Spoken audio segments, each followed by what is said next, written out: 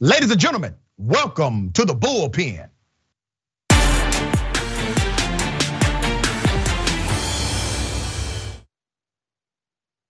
In the Bullpen today, we have Mr. James Czerniawski, Senior Tech and Innovation Policy Analyst at Americans for Prosperity, and also commentator for Young Voices.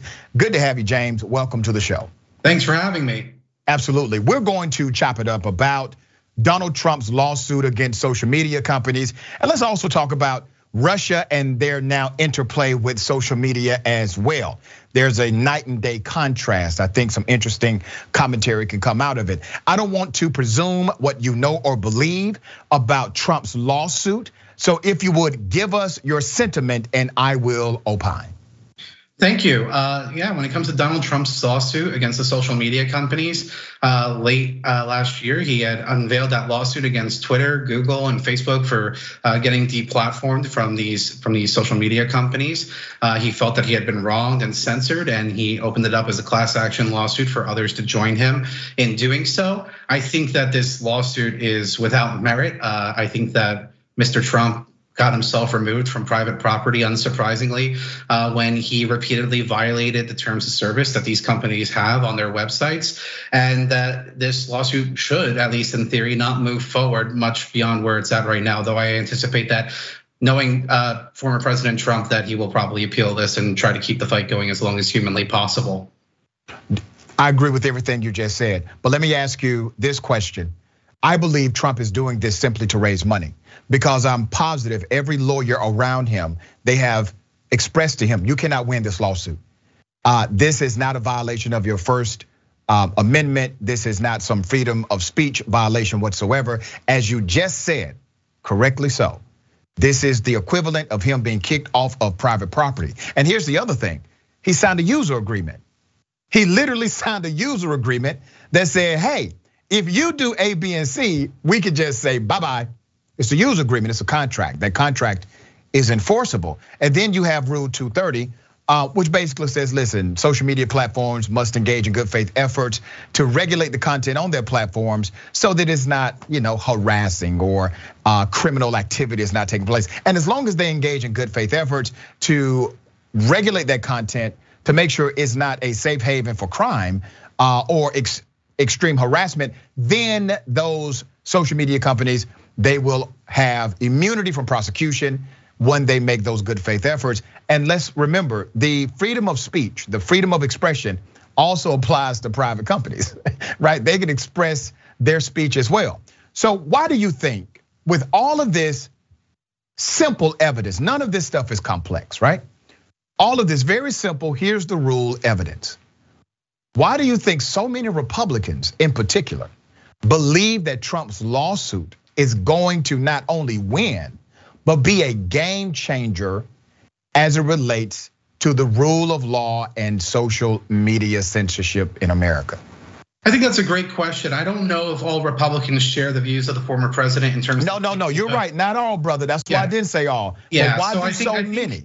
Yeah, so I do think that lawsuit and its outcome is not necessarily a universally shared view. I think that part of the reason that people hold out hope that maybe it can be successful is that there is a feeling among conservatives that they are being targeted by these social media companies for the content that they are posting on their websites. Now, whether or not that's actually true or not is something that's entirely separate. I think that the data there is actually not necessarily holding up to any kind of scrutiny whatsoever. I think that conservatives have benefited greatly from the prevalence of having social media available to them. So I think that when it comes to Donald Trump and his lawsuit here, I think it's about raising awareness about what he views to be perceived slights by these social media companies directed against him and conservatives. As he's often said in the past, he wants to be the focal point of the attacks because he views himself as like one of the unspoken people. So therefore, I think that he views it as an opportunity to certainly, I think, drive attention to it in that fashion. I just don't think that the evidence is there to support it. And like you mentioned with Section 230, it's actually a very simple procedural law. They're focusing on this law because they think it's what empowers these companies to take the actions that they did against President Trump, but that's actually false. The thing that drove those companies' rights to take the action they did was the First Amendment. That is clear as day to anybody who reads the law. All Section 230 says is that for you as a platform, you're not going to be held liable as long as you said, you're taking those efforts in good faith to keep illegal content off the internet, that those federal crimes. You're not going to be held liable for the posts of your users, and that's actually quite important when we want to talk about facilitating a digital ecosystem that actually empowers more speech on the internet. Yeah, and I think you speak to a larger dynamic. Once again, I'm in complete agreement with what you said. The only caveat that I would add to that is when you say, okay, Trump did this to bring awareness. I don't think he really did it to bring just awareness. I really think he did it to bring more money to him. He has fundraised off of this, and the attorneys that are filing the lawsuit, they are fundraising as well. I mean, everybody's getting paid from this. You see the emails that go out saying, we need this money to continue to fight the social media monopoly, et cetera, et cetera. Donate $5 today or donate $20 for the rest of your life. And all of these emails are generated based on it.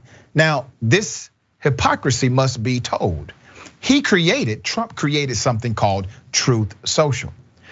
Trump is the man who's leading. It's not even a class action lawsuit, by the way. That's another lie. A judge has to declare something to be a class action lawsuit. You can't just file one. So that's already a lie. So he files this lawsuit. He says social media companies should not have the right to deplatform a person based on what they share content-wise.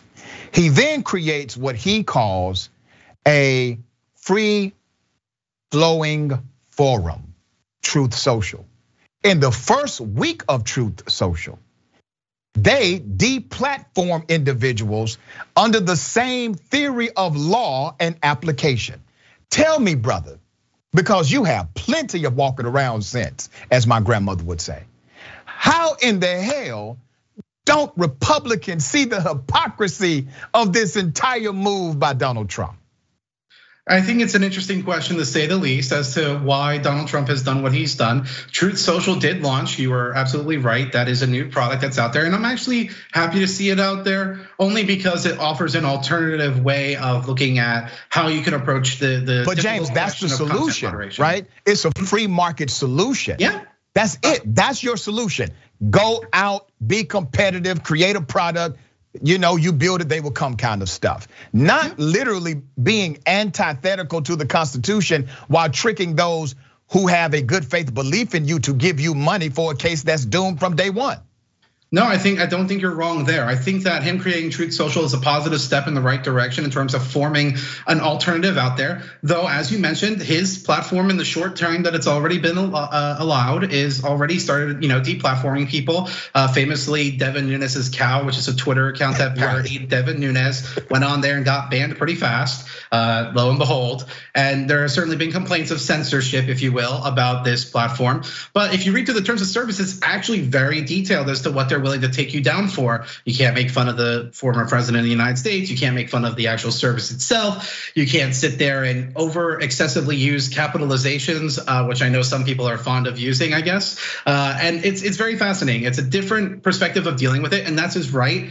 And I think that that's where the better served judgment is. And I think as that platform grows more popular over time, which it will, as the former president starts using it, I think that it offers up an opportunity for Republicans to recognize perhaps some of the flaws in their attacks on big tech right now when it comes to looking at Section 230 particularly. Yeah, let me talk about Russia. Yeah. And Russia authorities have now called Metaverse, labeled them an extremist organization. What are your thoughts about that? Yes, I think that when it comes to Russia, looking at the situation with Meta and other companies, it is not surprising in the slightest.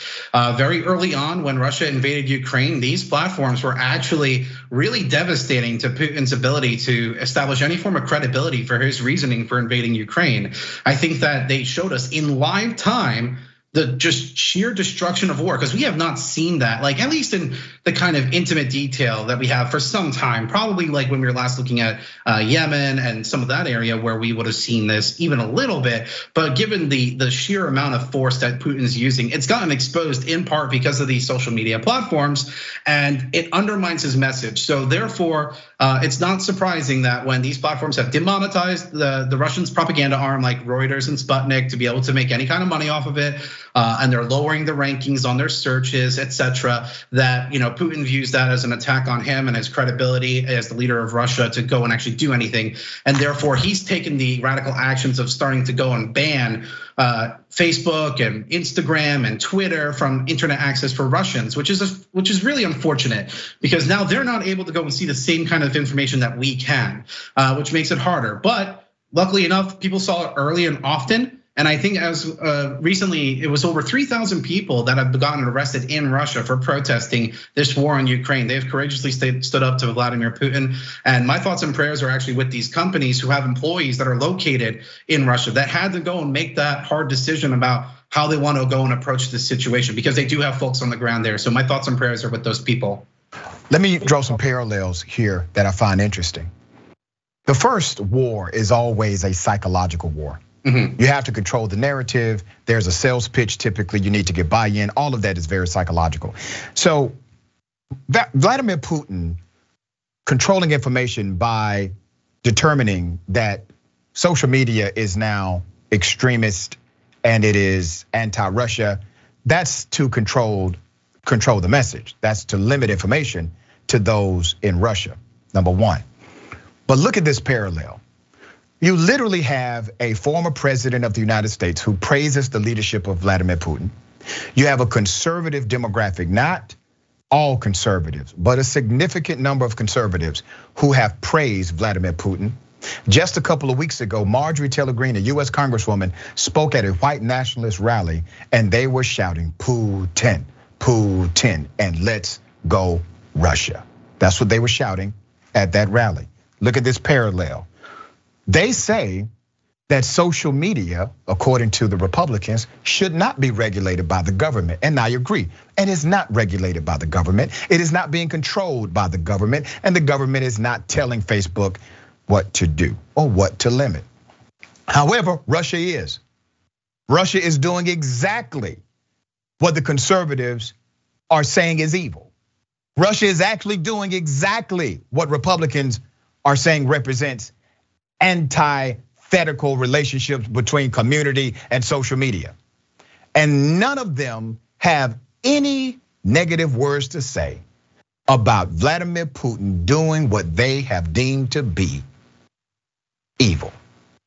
Yeah, I think that you raise an excellent point there when it comes to the parallels. I think that Vladimir Putin definitely is taking the actions that he is right now in no small part because he wants to control the narrative of what's unfolding in Ukraine, especially when it's inward facing to the people of Russia. I think he could care less about how the world perceives him. That's right. He certainly is doing what he thinks is best in his opinion, and he just wants to control what the people of Russia can see.